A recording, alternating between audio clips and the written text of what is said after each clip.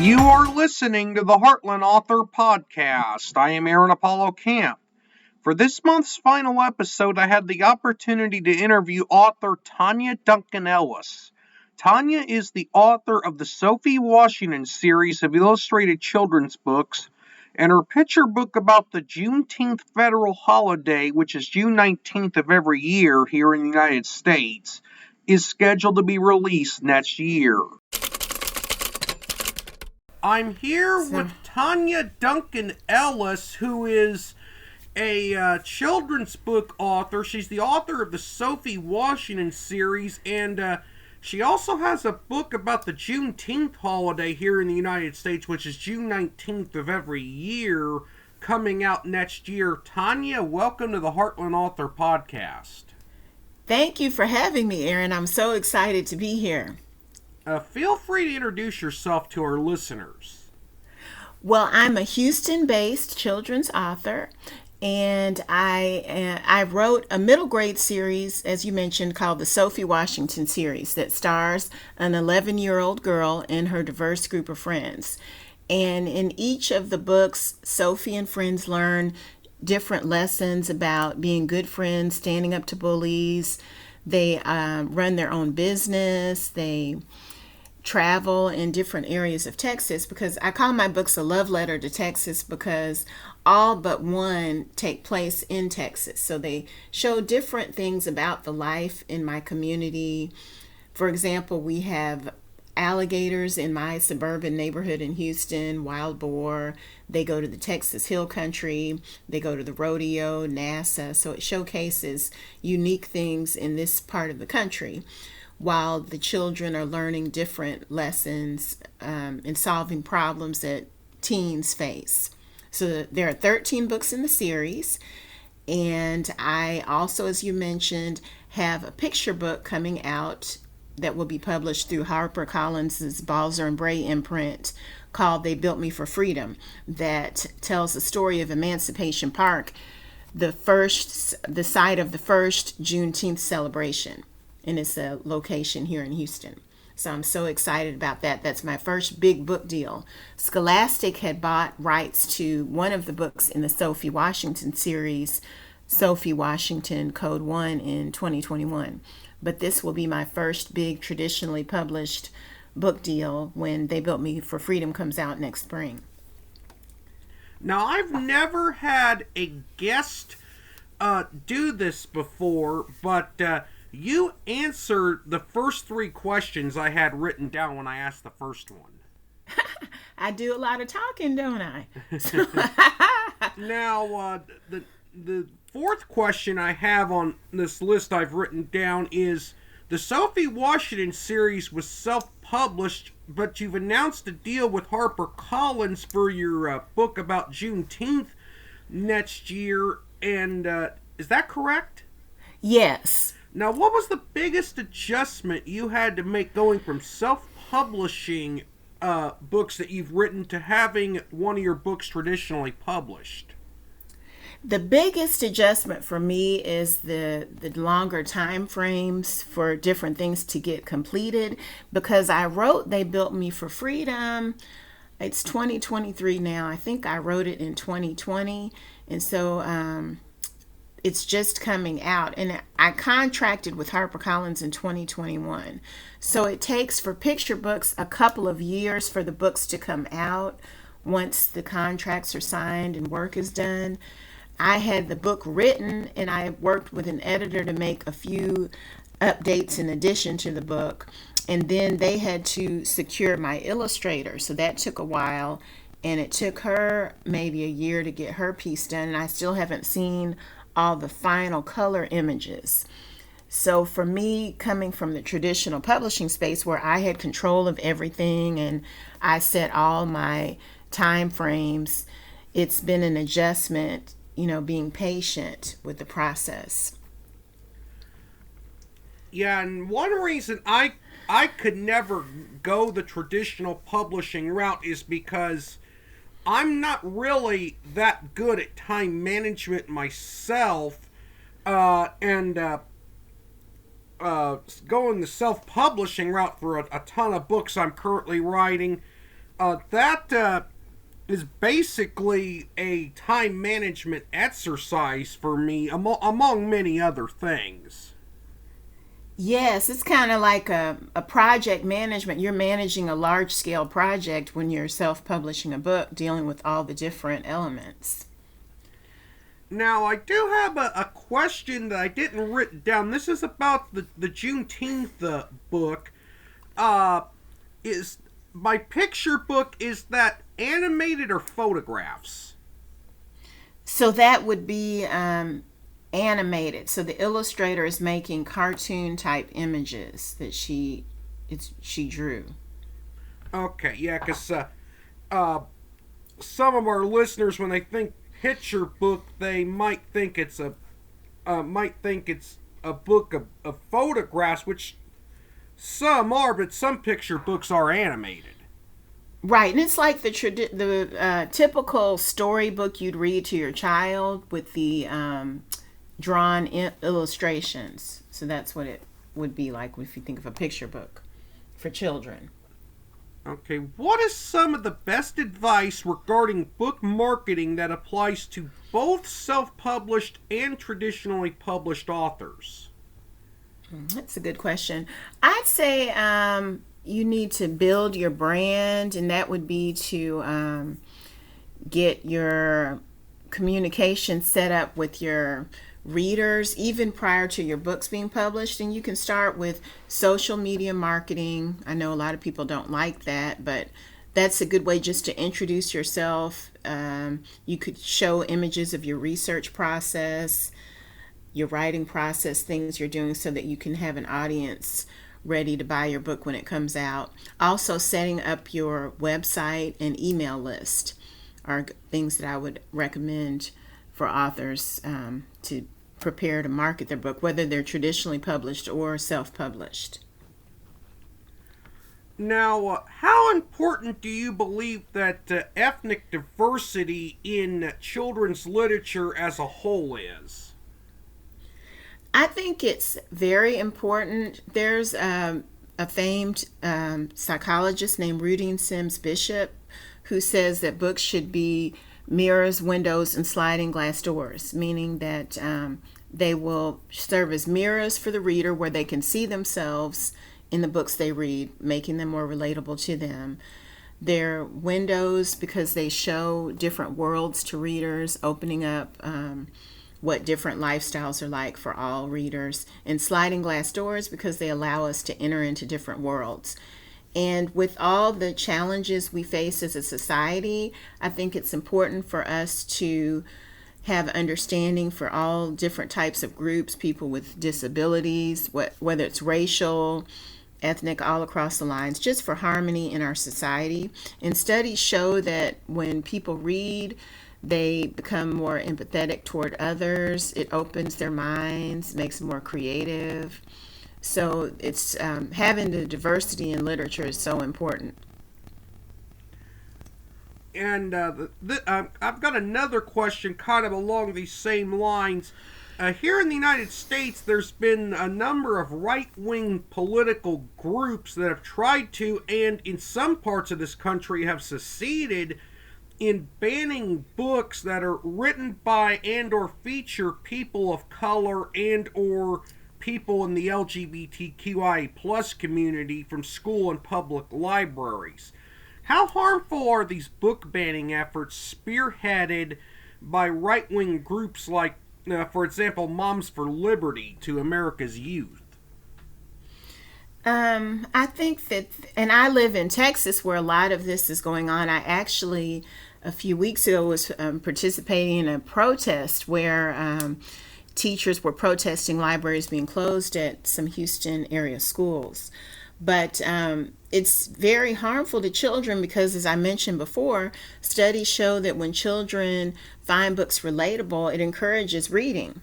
And what happens when kids don't relate to subject matters or they don't see themselves in books, it can discourage reading. And they've actually shown that academic performance of children rises when they find the books to be more relatable.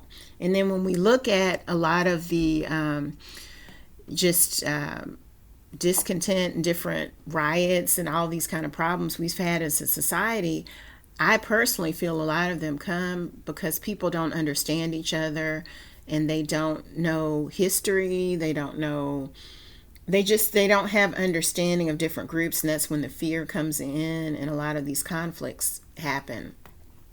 So it's important that we have diverse books for those reasons. Also, other studies show that it helps children work through problems. It helps them say they feel different, they don't feel accepted in society. They actually work through some of these issues by reading books.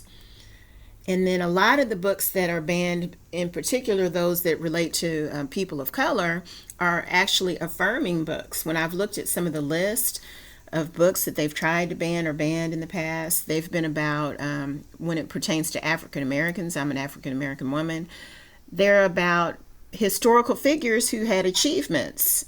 So I'm wondering, why are these books being taken from our children?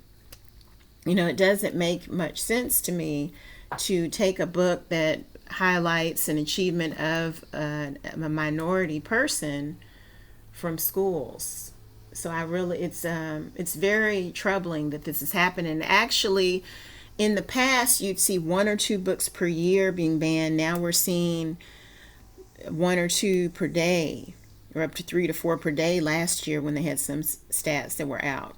So it's kind of a concentrated political effort to remove these books from schools and make this inaccessible to our youth in our society. I will also add that a saying that I have is, I have that on the tip of my tongue. I lost it momentarily, but if there isn't at least one book on a library shelf that offends me, I'm not in a library. Right. That's really profound. Yeah, it's something to think about, because what are they trying to do? You know, what is the agenda with this? Now, I have a couple more questions. What authors influenced you to become an author yourself, and what was it like for Dr. Maya Angelou to come to the college you attended to speak? Okay, well, that's a couple of questions. Some of the authors who influenced me when I was growing up, I wrote realistic fiction, or I write realistic fiction. So Judy Blume was a big influence. I loved all of her books. Mildred D. Taylor, who wrote Roll of Thunder, Hear My Cry, was an influence growing up. And I read books that starred young girls going through different problems. And that's what I write today. So that's interesting to me. I read some fantasy books, but not many. And they all kind of scared me. I don't like a lot of fantasy and adventure. And then when I was in college, Maya Angelou came to speak to our school, and I was selected as a group of, there were about 4 students who picked her up from the airport. So it was an amazing experience. We picked her up from the airport and took her to her hotel. And during that time, she talked about, it seemed like she was a person who loved to encourage young people. So she encouraged us to follow our dreams. And at that time, I was interested in writing even then. And I was asking her about how long it took her to write her book, I Know Why the Caged Bird Sings. And so she was telling me it took about a year. And that was the first time I felt like I might be able to write a book one day, because I had thought along the lines of getting into journalism, which I did do for a while after college. But it was a wonderful experience. And at that time, Maya Angelou, I didn't know as much about her as we know now. I had read I Know Why the Caged Bird Sings. So now looking back, I'm like, I was in the presence of this great woman, you know. But then I was just asking her questions about writing and different things like that. So it was a great memory. Now, one final question I have. Now, you were in the Houston, Texas area during Hurricane Harvey. Is that correct? Yes, And correct. I understand that, first off, how did you survive Hurricane Harvey? And then I understand that you knitted blankets for people who were affected by the storm. Yes. Well, when Hurricane Harvey hit, my family left the area. So our subdivision was evacuated. And it was really a harrowing time because I remember it had been a sunny, beautiful day before, and we thought we were going to hunker down and just stay at home. We'd heard the predictions, people were leaving the area. And I went to the grocery. I had a grocery cart full of food, and my husband called me and said, "We've got to get out of here." And so, and it was even in the grocery store, it was pandemonium. It was kind of probably like it was when the pandemic hit, but that was the first time I'd experienced anything like that. And we actually had police with machine guns in the grocery store, and everybody was buying all the food up. So I had to leave a full cart of food, went with him, and we left, and we drove to San Antonio because we could not find a place to stay. All the hotels were full, everything was full.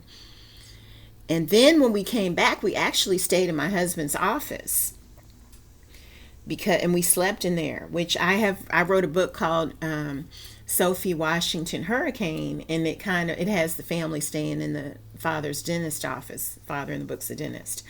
So it was a very interesting time, to say the least. And for a few months after that, whenever it would rain, I would have PTSD symptoms. I would feel really stressed, and even going into the grocery store, I felt very anxious after my experience being in there with policemen with machine guns or rifles in there.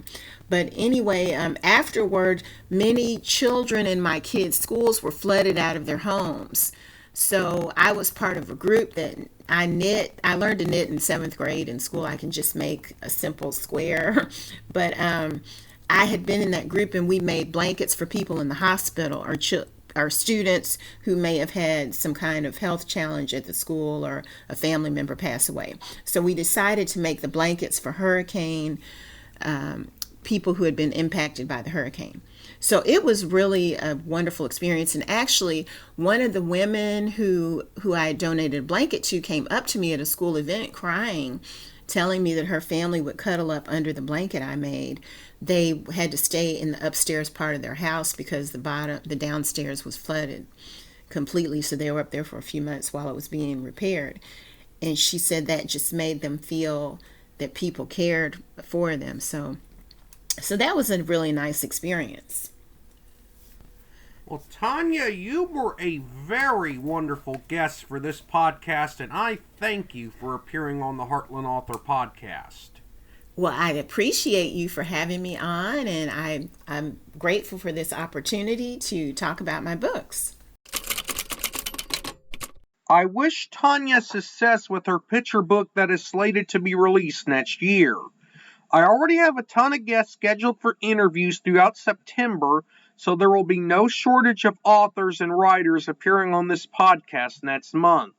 This is Aaron Apollo Camp reminding y'all to write your imagination. Bye for now.